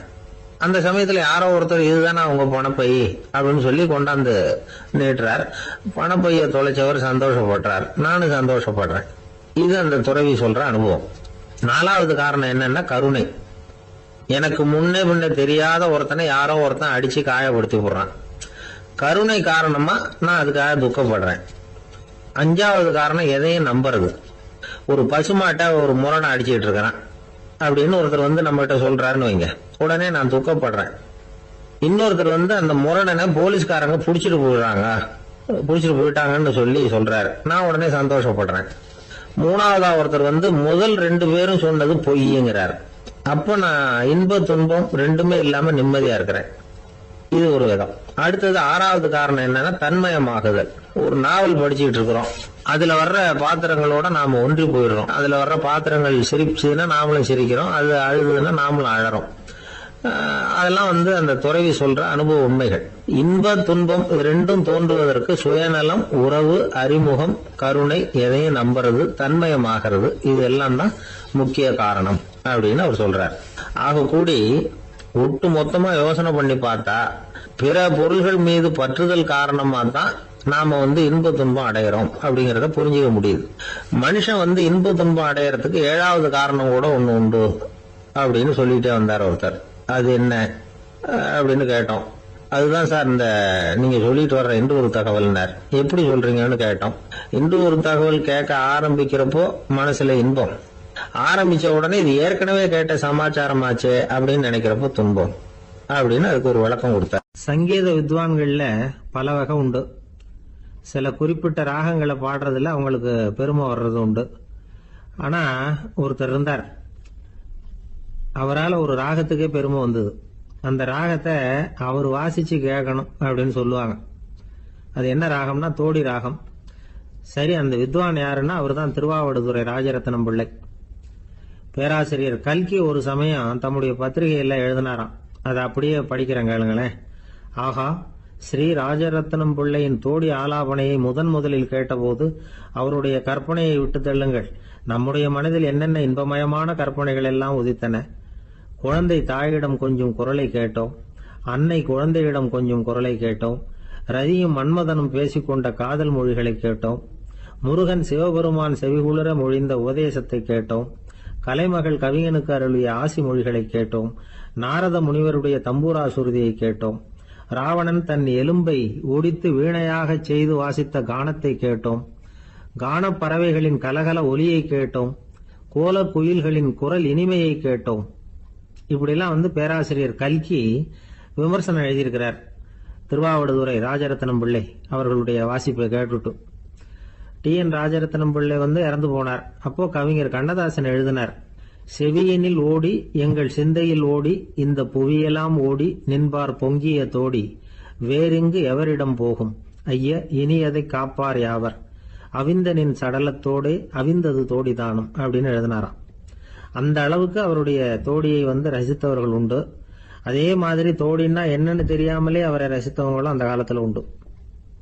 அதாவது ஒரு பெரிய சபையில இவர் வாசிச்சுக்கிட்டு இருக்கிறார். பாதியில ஒரு பெரிய மனுஷன் உள்ள வந்தார். அவர் உடம்புல பட்டு வேஷ்டி, ஜருக, அங்கவஸ்திரம், வாயில வெத்தலை, வாசனை புகையில, காதுல வைரக்கடுக்கன், கழுத்துல தங்க சங்கிலி, கை விரல் பூரா மோதிரம், கையில ஒரு வெள்ளி வெத்தலை புட்டி, உதவிக்கு 2 பேர் பக்கத்துல. இவ்வளவு பந்தாவோட வரார் கச்சேரி கேட்கறதுக்கு. இப்படி வந்தவர் முதல் வரிசையில உட்கார்ந்தார்.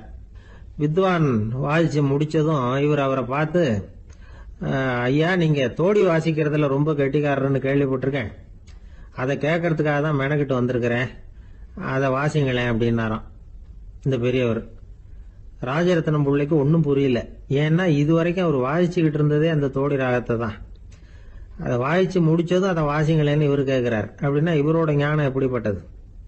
இவ்வளவும் கேட்டுட்டு இப்படி கேட்கிறாரே அப்படின்னு அவர் யோசிச்சிருக்கிறார் ராஜரத்னம் பிள்ளை. உடனே என்ன பண்ணாரு தெரியுமா? பக்கத்துல ரொம்ப சாதுவா சுருதி போட்டுக்கிட்டு இருந்த ஒரு முதுகுல ஓங்கி ஒரு குத்து விட்டாராம். அவருக்கு ஒன்றும் புரியல, எதுக்கு நம்மளை அடிக்கிறாரு இவரு, நம்மளை குத்துறாரு வித்வான்னு. அவர் அதிர்ச்சியால இவர் நிமிந்து பார்த்திருக்கார். அப்ப ராஜரத்னம் பிள்ளை சொன்னாராம், ஏய்யா ஐயா பெரிய மனுஷன், என்னுடைய பரம ரசிகர், தோடி ராகம் கேட்கணுங்கிறதுக்காக இவ்வளவு தூரம் வந்திருக்கிறார், முத வரிசையில் உட்கார்ந்துருக்கார். நீ இந்த சமயம் பார்த்து தோடி ராகம் வாசிக்கிற நாதஸ்வரத்தை வீட்டில் வச்சுட்டு வந்துட்டிய, இப்ப ஐயாவுக்காக அந்த ராகத்தை நான் எப்படி வாசிக்கிறது அப்படின்னு சொல்லிவிட்டு மறுபடியும் முதுகுல ஒரு அடி கொடுத்தாராம். அடி வாங்கினவருக்கே சிரிப்பு அடக்க முடியலையா. வயிறு பசிக்குதேங்கிறது சிலரோட கவலை, வயிறு பசிக்க மாட்டேங்குதே அப்படிங்கிறது சில பேரோட கவலை. ரெண்டு விதமான கவலைக்கும் வயிறு தான் காரணமா இருக்குது. வயிறு பசிச்சதுன்னா அது இயற்கை, வயிறு பசிக்கலைன்னா அது வியாதி. ஆனா பசியையும் நாம பசிப்பிணி அப்படின்னு தான் சொல்லுவோம். என்ன காரணம்? வியாதியை போக்க வேண்டியது எவ்வளவு முக்கியமோ அதை விட முக்கியம் பசியை போக்க வேண்டியது. ஒரு சமுதாயத்தில் பசிப்பிணியே இருக்கக்கூடாது, அதுதான் நல்ல சமுதாயம். பசியை போக்கணும்னா சாப்பாடு போடணும், பசியின்மையை போகணும்னா வைத்தியம் தான் பண்ணணும். இது சம்பந்தமா எவ்வளவோ ஆராய்ச்சிகள் நடக்குது, நிறைய மருந்து கண்டுபிடிச்சிருக்கிறாங்க. நம்ம உடம்புல பசியை தூண்டக்கூடிய பகுதி எது, இதை முதல்ல தெரிஞ்சுக்கணும் இல்லையா? நாம சாப்பிட்ற ஆகாரம் செரிக்கிறதுக்கு எது காரணம் தெரியுமா? நம்ம மூளையோட பின்பகுதி தான் அதுக்கு காரணமா இருக்குதாம். மூளையின் பின்பகுதியில நரம்பு செல்களால் ஆன 2 வகையான ஆரக்சின்கள் தான் பசியை உண்டாக்குது அப்படின்னு கண்டுபிடிச்சிருக்கிறாங்க. 2 ஆய்வாளர்கள் இதை கண்டுபிடிச்சிருக்காங்க. அவங்க 2 பேரும் டெக்சாஸ் பல்கலைக்கழகத்தில் ஹார்வர்டு ஹக்ஸ் மருத்துவ கல்வி நிலையத்தில் பணிபுரிகிறவங்களாம். உண்பது தேவைங்கிறது உணரப்படும் போது மூளையின் அந்த குறிப்பிட்ட பகுதி ஆரக்சின் அப்படிங்கிற ஹார்மோன்களை சுரக்கும். அது பசி உணர்வை தூண்டும் அப்படிங்கிறது தான் அந்த ஆய்வாளர்களின் கண்டுபிடிப்பு. இந்த ஆரக்சின் வேற சில உயிரினங்கள்லயும் உண்டு. இப்ப எலிகளில் கூட இது இருக்குது. அதனால எலிகளை வச்சு இது சம்பந்தமா ஆராய்ச்சி பண்ணாங்க. எலிகள் உடம்புல ஆரக்சினை செலுத்தி பார்த்தாங்க. உடனே என்னாச்சு தெரியுமா? அந்த எலியெல்லாம் பசியால துடிக்க ஆரம்பிச்சுட்டுது. எதையாவது தின்னு பசியை தீர்த்தா போதுங்கிற அளவுக்கு அந்த எலிகள்லாம் அல்லாட ஆரம்பிச்சுட்டுது. இயல்பா சாதாரணமா அந்த எலிகள் எவ்வளவு சாப்பிடுமோ அது மாதிரி 8 முதல் 10 மடங்கு அதிகமான ஆகாரத்தை 1 மணி நேரத்துக்குள்ள சாப்பிட்டு தீர்த்துட்டு தான். சில எலிகளின் மூளையில இந்த ஆரக்சின் அளவை கட்டுப்படுத்தி பார்த்துருக்குறாங்க. உடனே என்னாச்சு தெரியுமா? அதெல்லாம் சாப்பாட்டை கண்டா முகத்தை திருப்பிட்டு போக ஆரம்பிச்சுட்டு தான். அந்த எலிகளுக்கு பசி எடுக்கலையா. இந்த ஆராய்ச்சியின் அடிப்படையில் பசியை எடுக்காமல் இருக்கிற மனிதர்களுக்கும் பசியை தூண்ட முடியும் அப்படின்னு சொல்லி ஆராய்ச்சியாளர்கள் தெரிவிச்சிருக்கிறாங்க. ஆக ஆரக்சின் தான் பசிக்கு காரணம்ங்கிறது தெரிஞ்சு போச்சு. சரி, இந்த ஆரக்சின் அப்படின்னா என்ன? அது ஒரு கிரேக்க சொல். அதுக்கு பசின்னு அர்த்தம். நம்ம ஆளுங்களுக்கெல்லாம் பசியை தூண்டுறதுக்கு மருந்து தேவையில்லை, பசியை குறைக்கிறதுக்கு தான் மருந்து தேவை. ஒரு அம்மா டாக்டரை தேடி வந்தாங்களாம். டாக்டர், எங்க வீட்டுக்காரருக்கு திடீர்னு அகோர பசி, நிறைய சமைச்சு போடுறேன், அவ்வளவையும் சாப்பிட்டுட்டு கீழே கிடக்கிற குப்பை கூலங்களையும் எடுத்து சாப்பிட ஆரம்பிச்சுடுறார், என்னன்னு கவனிச்சு பாருங்க அப்படின்னாங்களாம். எவ்வளவு நாளா அப்படி இருக்குதுன்னு கேட்டிருக்காரு டாக்டர். 1 வாரமா அப்படி இருக்குதுன்னாங்களாம். இவ்வளவு நாளா ஏன் சும்மா இருந்தீங்க? ஆரம்பத்திலேயே இங்க அழைச்சிட்டு வர வேண்டியது தானே அப்படின்னாரான் டாக்டர். அது ஒண்ணும் இல்ல டாக்டர், வீடு பூரா சுத்தமாகட்டுமேன்னு பாத்துக்கிட்டு இருந்தேன் அப்படின்னாங்களாம். அந்த ஒருத்தர் ஓடி வந்தார். இன்னொருத்தரை பார்த்து, சார் உங்க சைக்கிளை ஒரு நாள் இரவல் கொடுங்களேன், பக்கத்து ஊருக்கு போயிட்டு வர வேண்டியிருக்கு அப்படின்னார். இவர் சைக்கிளை கொடுத்து பத்திரமா கொண்டுட்டு போங்கன்னார். சார், இதை பத்திரமா கொண்டு போறேன், கவலையே வேணாம், ஏன்னா இது உங்களோட சைக்கிள் அப்படின்னு நான் நினைக்கல, என்னோட சைக்கிளா நினைக்கிறேன் அப்படின்னார். அதுக்கப்புறம் தான் இவருக்கு உண்மையாவே பயம் வந்துட்டுது. ஏன்னா அவர் சொன்னது மாதிரி அதை தன்னோட சைக்கிளாவே நினைச்சு தள்ளிட்டு போட்டா என்ன பண்றது? எது எதை நம்முடையதா நினைக்கணுங்கிறதுக்கு ஒரு வரையறை இருக்கு. சில பேர் ஆபீஸையே வீடா நினைச்சு விடுறது உண்டு. அப்படிப்பட்டவங்க கூட வீட்டை ஆபீஸா நினைக்கிறது இல்லை. ஏன்னா வீட்டில் இவர் ஆபீசரா நடந்துக்க முடியறதில்ல. இதெல்லாம் ஒரு பக்கம் இருக்கட்டும், இப்போ விஷயத்துக்கு வருவோம்.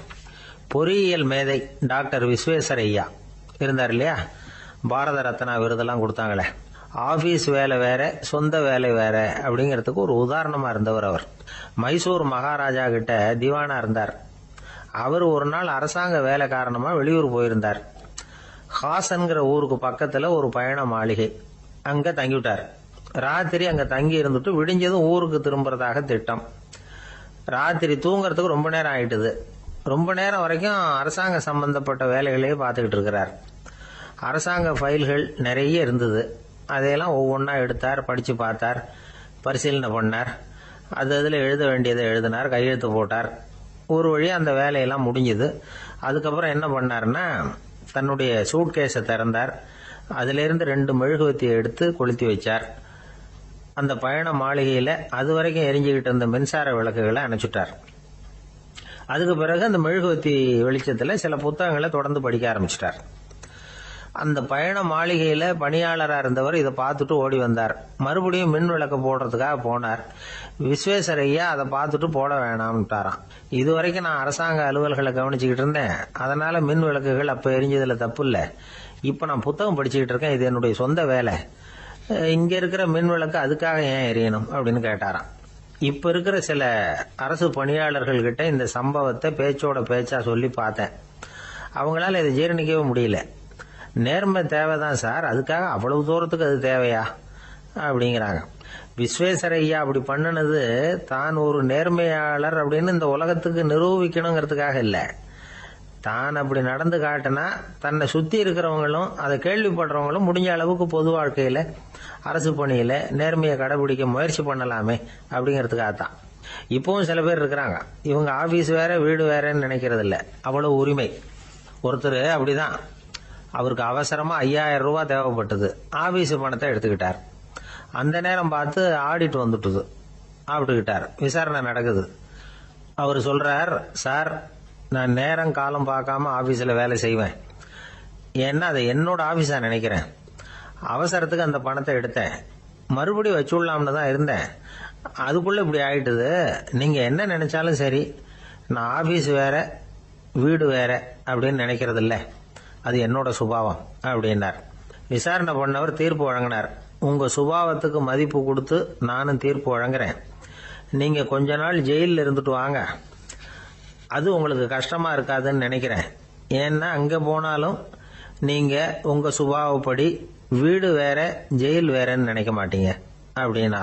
ஜவஹர்லால் நேரு பிரதமரா இருந்த சமயம் அவர் ஒரு தடவை சென்னைக்கு வந்திருக்கிறார். இங்கே சில முக்கிய நிகழ்ச்சிகள்ல கலந்துக்கிறதுக்காக வந்திருந்தார். ஆளுநர் மாளிகையில ஒரு நாள் ராத்திரி தங்கி மறுநாள் புதுடெல்லி புறப்படுறதாக ஏற்பாடு. நிகழ்ச்சியில எல்லாம் முடிச்சுக்கிட்டு ஆளுநர் மாளிகையில தங்கி இருக்கிறார். அன்றைக்கு இரவு படிக்கிறதுக்கு ஒரு முக்கியமான புத்தகம் அவருக்கு தேவைப்பட்டது.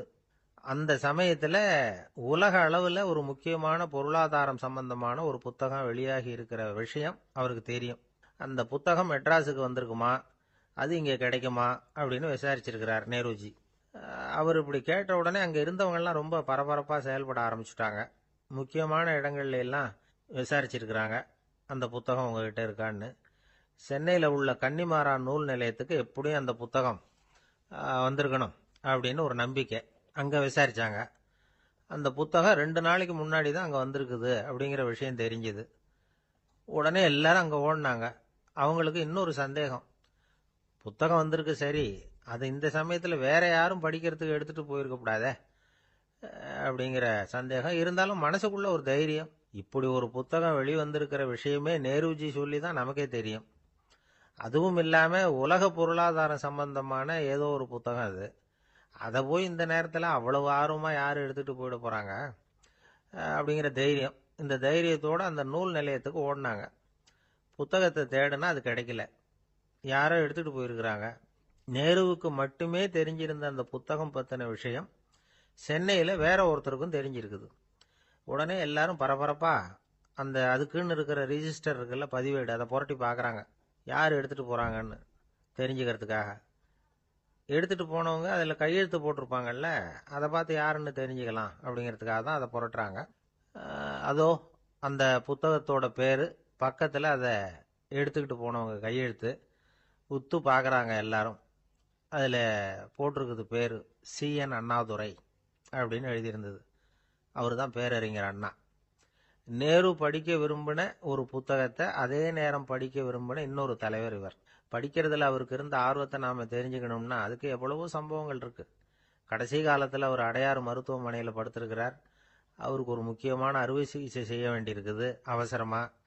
அமெரிக்காவிலிருந்து டாக்டர் மில்லர் வந்திருக்கிறார். அவர்கிட்ட கேட்கிறார், டாக்டர் நாளைக்கே அறுவை சிகிச்சை செய்ய போறீங்களா அப்படின்னு. ஆமாங்கிறார் டாக்டர் மில்லர். நாளைக்கு மறுநாள் செஞ்சுக்கிறனே அப்படின்னாராம் அண்ணா. ஏன் ஏதாவது நாள் பாக்குறீங்களான்னு கேட்டிருக்கார். இல்ல, ஒரு புத்தகத்தை படிச்சுக்கிட்டு இருக்கிறேன், அதை நாளைக்குள்ள முடிச்சிருவேன், அதுக்கப்புறம் நான் இறந்தாலும் கவலை இல்லை அப்படின்னாராம் இவர். அவர் தான் அறிஞர் அண்ணா. சங்ககால நூல்கள்ல இருந்து சமீபத்துல வந்த நூல்கள் வரைக்கும் எல்லாம் அவர் படிச்சிருக்கிறார். ஒரு திருமண விழாவில் அவர் பேசும்பொழுது சொன்ன விஷயம் இது. சங்க காலத்துல காதலியை மணக்க விரும்புகிறவனுக்கு அவனுடைய தந்தை வீர சோதனைகள்லாம் வைப்பாரு. போய் புலிப்பல்லு கொண்டுகிட்டு வா, அப்போதான் என் பொண்ணை கொடுப்பேன் அப்படின்னு சொல்லுவார். காதலன் உடனே காட்டுக்கு போவான், ஒரு புலியை கொன்று அதனுடைய பல்ல கொண்டுகிட்டு வருவான். அதை வீர பதக்கத்துல பதிச்சு அவனுக்கு மாமனார் சூட்டுவார் கல்யாண சமயத்துல. இப்போலாம் காதலன் கிட்ட அப்படி சொல்ல முடியாது. இப்போலாம் காதலன் கிட்ட காட்டுக்கு போய் புலிப்பல் கொண்டுகிட்டு வான்னு யாராவது சொன்னா புலி தான் மாப்பிள்ளையா வந்து சேரும் அப்படின்னார். வங்க நாவலாசிரியர் சரத் சந்திரர் ஒரு நண்பர் அவர்கிட்ட வந்தார். வழக்கமா எல்லா எழுத்தாளர்கள்கிட்டையும் கேட்கிற ஒரு கேள்வியை கேட்டார். நீங்க எழுத்துத்துறைக்கு வந்தது எப்படி? இதுதான் கேள்வி. அதை தெரிஞ்சு என்ன பிரயோஜனம்னார் சரத் சந்திரர். சும்மா சொல்லுங்களேன், தெரிஞ்சுக்கிறேன் அப்படின்னார் வந்தவர். சரி சொல்றேன்னு ஆரம்பிச்சார். நான் ரங்கூன்ல வேலை பார்த்துக்கிட்டு இருந்தேன். சம்பளம் பத்தல. வேலையும் பார்த்துக்கிட்டு ஒரு பலசரக்கு கடை வைக்கலாம்னு நினைச்சேன். என்னால் மளிகை கடை வச்சு சரியாக நடத்த முடியுமாங்கிற சந்தேகம் என் மனைவிக்கு. அதை சோதனை பண்ணி பார்க்கணுங்கிறதுக்காக சில பொருள்களின் அளவு, அதோட விலை, இப்படி சிலதை சொல்லி எல்லாத்தையும் மனக்கணக்காக கூட்டி போட சொன்னாங்க. என்னால் சரியாக கூட்டி சொல்ல முடியல. உங்களால் மளிகை கடை நடத்த முடியாதுன்னு சொல்லிவிட்டாங்க. உடனே என்ன பண்ணுறது, வேற வழி இல்லை, கதை எழுத ஆரம்பிச்சிட்டேன் அப்படின்னார். கேட்டவருக்கு சிரிப்பு வந்துட்டு தான். சரத் சந்திரர் ஒரு பக்கம் சீரியஸான நாவல்கள், சிறுகதைகள் எழுதியிருந்தாலும் அவருடைய இன்னொரு பக்கம் வேற விதம். நண்பர்கள் கிட்ட பேசும்பொழுதும் சரி, அவர்களுக்கு கடிதங்கள் எழுதும் போதும் சரி, கேலியும் கிண்டலும் நகைச்சுவை உணர்வும் அதிகமாக இருக்கும். காந்திஜி ஒரு சமயம் கல்கத்தாவுக்கு வந்திருந்தார். தேசபக்தர்கள் பல பேர் அவர்கிட்ட பேசிக்கிட்டு இருந்தாங்க. அப்போ சரத் சந்திரரும் அங்க இருந்தார். கிரண் சங்கர் ராய் அப்படிங்கிறவரும் அங்க இருந்தார். அவர் சொன்னாராம், காந்திஜியோட பழகிய முதல் வங்காளி நான் தான். போயர் யுத்த காலத்துல இவர் லண்டனுக்கு வந்திருந்தப்போ என்கிட்ட தான் வங்காள மொழி கத்துக்கிட்டார் அப்படின்னாராம். உடனே சரத் சந்திரர் காந்திஜியை பார்த்து, இவர் உங்களுக்கு வங்காள மொழி கத்து கொடுத்தது உண்மைதானா அப்படின்னாராம். ஆமான்னாராம் காந்தி. அதனால தான் உங்களால வங்காள மொழி கத்துக்க முடியல அப்படின்னாராம். எல்லாரும் சிரிச்சாங்களாம். சரத் சந்திரர் சாம்தாபேர் அப்படிங்கிற கிராமத்துல தங்கியிருந்தார் ஒரு இலக்கிய நிகழ்ச்சியில கலந்துக்கிறதுக்காக. அதுக்காக ஒரு கல்கத்தாவுக்கு போக வேண்டிய சூழ்நிலை. அதுக்காக புறப்பட்டார். அந்த சமயத்துல பின்னாடி இருந்து யாரோ அவரை கூப்பிட்டாங்க. இப்படி கூப்பிட்டவரை பார்த்து இன்னொருத்தர் யாரோ அதட்டி இருக்கிறாங்க. போகிறவரை ஏன் இப்படி கூப்பிடுறீங்க அப்படின்னு. ஏன் கூப்பிட்டா என்னன்னு கேட்டிருக்கார் சரத் சந்திரர்.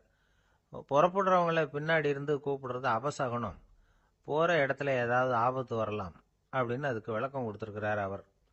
உடனே சரத் சந்திரர் சொன்னாராம், இதோ இவங்க என்ன இலக்கிய கூட்டத்துக்கு அழைச்சிட்டு போறாங்களே, இதை விட வேற என்ன ஆபத்து வந்துட போகுது அப்படின்னாராம்.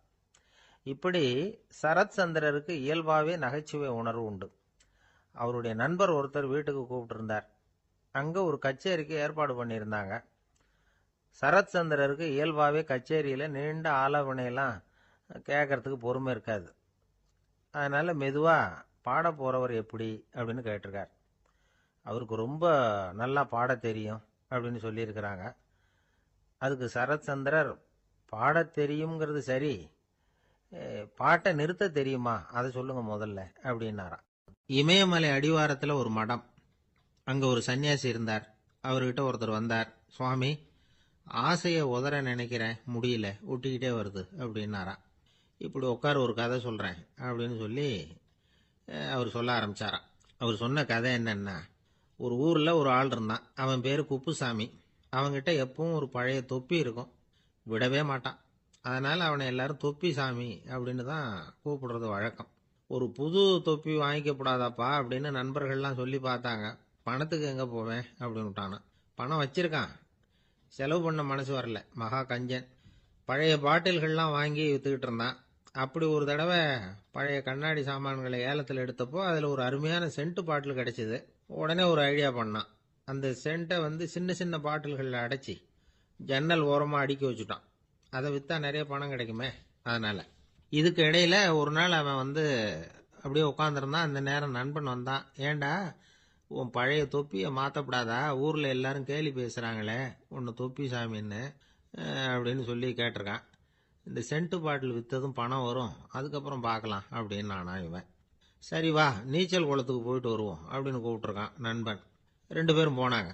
அதே நேரம் அந்த ஊர் நீதிபதியும் அங்க குளிக்க வந்தாராம். அவர்கிட்ட இருந்தது விலை உசந்த ஒரு புது தொப்பி.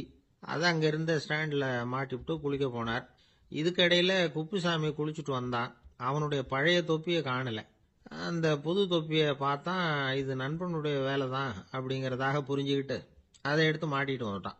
நீதிபதி குளிச்சுட்டு வந்து பாக்குறாரு, தொப்பியை காணும். போலீஸ்ல புகார் கொடுத்தார். அவங்க வந்து தேடினாங்க. ஒரு மூலையில பழைய தொப்பி கிடைச்சது. அடடா, இது நம்ம குப்புசாமியோட தொப்பி இல்லையா அப்படின்னு நானா ஒருத்தன். உடனே அவன் வீட்டுக்கு தேடிட்டு போயிருக்காங்க. அங்க போய் பார்த்தா புது தொப்பி அங்க இருக்குது. உடனே அவனுக்கு 1000 ரூபாய் அபராதம் போட்டாங்களாம். அவன் பணத்தை கட்டிவிட்டு ரொம்ப எரிச்சலோட வீட்டுக்கு வந்தான். பழைய தொப்பி கண்ணில் பட்டது. மறுபடியும் உன்னால தானே எனக்கு 1000 ரூபா நஷ்டம் அப்படின்னு சொல்லி அதை எடுத்துக்கிட்டு அப்படி போயிருக்கான். அந்த ஊர் குளத்துல வீசி எரிஞ்சிட்டு வந்துட்டான். அது மீன் பிடிக்கிற ஒருத்தன் கையில சிக்கிச்சு. அவன் வர்ற வழியில அதை எடுத்து வேகமா வீசி எறிஞ்சான். அது நேரா குப்புசாமி வீட்டு ஜன்னல் வழியா உள்ள வந்து இந்த சென்ட்டு பாட்டில்கள் மேல விழுந்து எல்லாம் உடஞ்சி நொறுங்கி போச்சு. குப்புசாமி பார்த்தான். தோட்டத்துல ஆழமா ஒரு குழியை வெட்டினான். அந்த தொப்பியை போட்டான், மூடிவிட்டான். இதை அடுத்த வீட்டுக்காரன் பார்த்தான். ஏதோ புதையல் தான் வச்சிருக்கான் போல இருக்குன்னு நினைச்சான். போலீஸ்ல போய் புகார் கொடுத்துட்டான். மறுபடியும் போலீஸ் குழியை தோண்டினாங்க. பழைய தொப்பி மறுபடியும் வெளியில வந்தது. எல்லாரும் சிரிக்கிறாங்க. அன்னைக்கு ராத்திரியே அந்த தொப்பியை எடுத்துக்கிட்டு நேரா புறப்பட்டான். ஒரு கல்லுல அதை சேர்த்து கட்டி குடிநீர் தொட்டி இருக்கும்ல, அதுல போட்டுட்டு வந்துட்டான். இனிமே என்ன பண்ணும் பாப்போம்னு. ஒரு நாள் திடீர்னு குழாயெல்லாம் அடைப்பட்டு போச்சு. மாநகராட்சி அலுவலர்கள் வந்து என்னன்னு பார்த்தா அந்த பழைய தொப்பி குழாயை அடைச்சிக்கிட்டு இருக்குது. இது குப்புசாமியோட தொப்பிங்கிறது தான் எல்லாருக்கும் தெரியுமே. உடனே குடிநீரை வந்து பாழாக்கணத்துக்காக குப்புசாமிக்கு கோர்ட்டு 2500 ரூபாய் அபராதம் போட்டுவிட்டது. அதையும் கட்டிவிட்டு வெளில வந்தான். கடைசியா முடிவு பண்ணான். ஒரு நெருப்பு குச்சியை கிழிச்சான். தொப்பியை கொளுத்தினான். எரிஞ்சது. எடுத்து வெளில எரிஞ்சான். கொஞ்ச நேரத்துல தீ அணைப்பு படம் வந்துட்டுது. ஆமா, இவன் எடுத்து எரிஞ்சது வெளியில விழுந்து வீட்டு கூரையே பத்திக்கிட்டு எரிய ஆரம்பிச்சுட்டுது. அவனோட பணத்தாசையும் அதோட சேர்ந்து எரிஞ்சு போச்சான். இப்படி ஒரு கதை. இந்த கதையை சொல்லி முடிச்சார் அந்த இமயமலை அடிவாரத்துல இருந்த சன்னியாசி. இப்ப அந்த குப்புசாமி எங்க இருக்கிறான்னு கேட்டார் எதிரில இருந்தவர். இதோ உன் எதிரிலே இருக்கிறான், நான் தான் அந்த குப்புசாமி அப்படின்னாராம் அந்த சன்னியாசி. அந்த குப்புசாமி கிட்ட இருந்தது மாதிரி ஒரு பழைய தொப்பி நம்ம ஒவ்வொருத்தர்கிட்டையும் உண்டு. அதை எப்படி தொலைக்கிறதுன்னு தெரியாம தடுமாறிக்கிட்டு இருக்கிறோம். அது என்ன தொப்பிங்கிறீங்களா? அதுதான் நம்மை சூழ்ந்திருக்கிற மாயை அப்படிங்கிறார் சுவாமி சின்மயானந்தர். மெய்ஞானம் கிடைக்கிறப்போ மாயை வந்து எரிஞ்சு போகும் அப்படிங்கிறது அவருடைய கருத்து. நம்மால் ஒருத்தர் வேகமா ஓடி வந்தார். காலில் மாட்டியிருந்த பழைய செருப்பு 2ஐயும் ஆவேசமா தூக்கி ஒரு கிணத்துல போட்டுட்டு வெறுங்காலோட நடந்து வந்துகிட்டு இருக்கிறார்.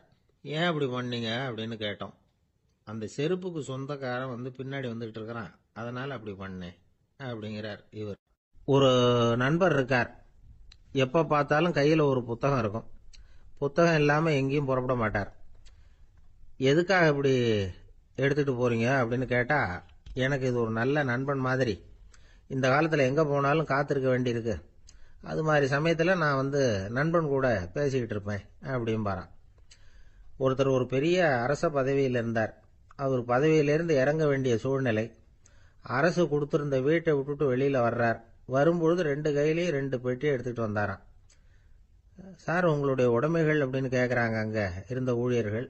இவர் தன்னுடைய கையில இருக்கிற பெட்டியை காட்டி, இதுதான் என்னுடைய சொத்து அப்படின்னாராம். ஒரு பெட்டியில அவருடைய உடைகள், இன்னொரு பெட்டியில அவர் விரும்பி படிக்கிற புத்தகங்கள். அவ்வளவுதான். இதுதான் இருந்துதான். புத்தகம் படிக்கிறது வந்து மனசுக்கு நல்லதுங்கிறது நமக்கு தெரியும். புத்தக வாசிப்பு வந்து உடம்புக்கும் நல்லதுங்கிறாங்க. அது நமக்கு ஆச்சரியமா தான் இருக்குது.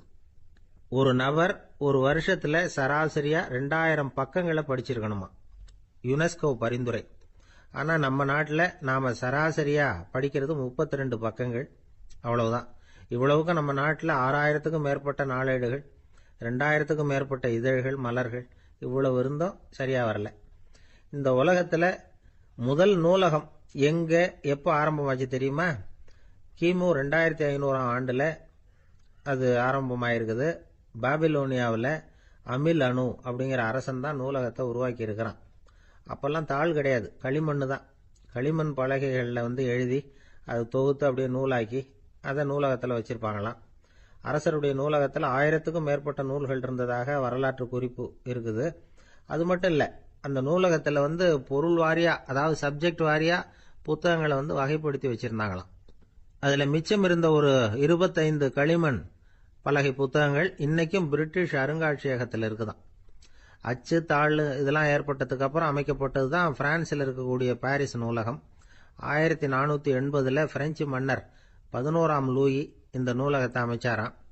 ஆனால் அப்பெல்லாம் அரசர்கள் மட்டும்தான் நூலகத்தை பயன்படுத்த முடியுமா.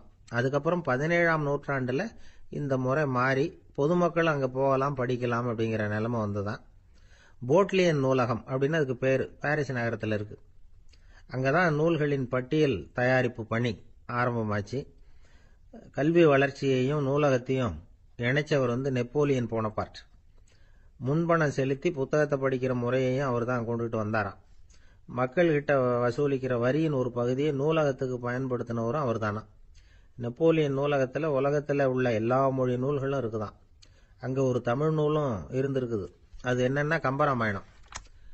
சோவியத் யூனியனுக்கு படையெடுத்து போனப்போ அங்கிருந்து லட்சக்கணக்கான புத்தகங்களை இந்த பனிச்சறுக்கு வாகனங்கள் இருக்குல்ல அதில் கொண்டுகிட்டு வந்ததாக வரலாறு. அடுத்தபடியாக குறிப்பிட்டு சொல்லத்தக்க நூலகம் எதுன்னா பிரிட்டிஷ் நூலகம். மிக பழைய கையெழுத்து பிரதியெல்லாம் கூட அங்கே இருக்குது. 1753 ஆரம்பமாச்சு. அதில் உள்ள நூல்களை வரிசையாக அடுக்கினா 180 கிலோமீட்டர் நீளத்துக்கு வருமா. மிகப்பெரிய நூலகம் அமெரிக்க தலைநகர் வாஷிங்டனில் இருக்குதான்.